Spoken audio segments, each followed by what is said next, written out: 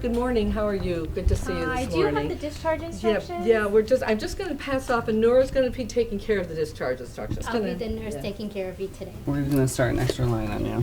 Here at UCLA School of Nursing, simulation is a very important piece of the training.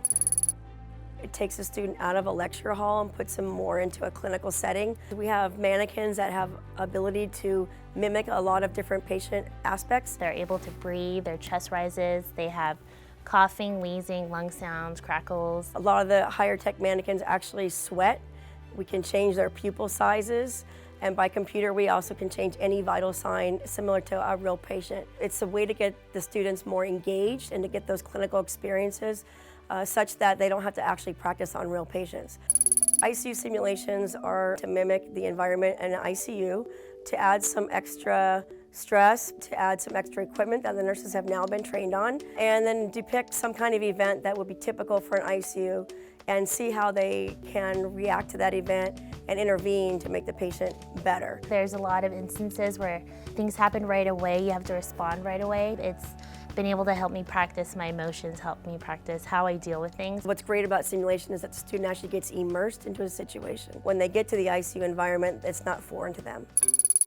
The leadership simulation that we do is done for senior students who are nearing graduation. We have 5 patient beds with mannequins simulating an actual clinical floor. You come in and your nurse will give you maybe like a fast report, they have to go somewhere. He's a 60-year-old male that was admitted several days ago for an exacerbation of his asthma. You go to your patient rounds and you go, first patient, okay, you check on them. How are you feeling? Like dizzy?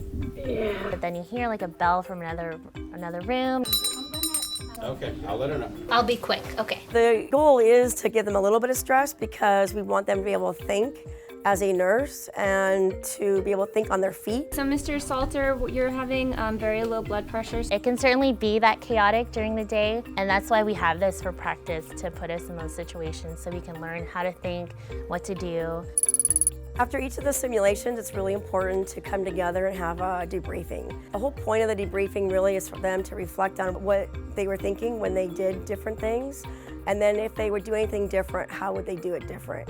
It's really helped us boost our confidence and also helped apply everything we learned in the books to what we see in the real world. The goal of simulation here at UCLA is to send students out into the clinical world more prepared and better able to tackle some of the more difficult types of cases that they're going to come upon.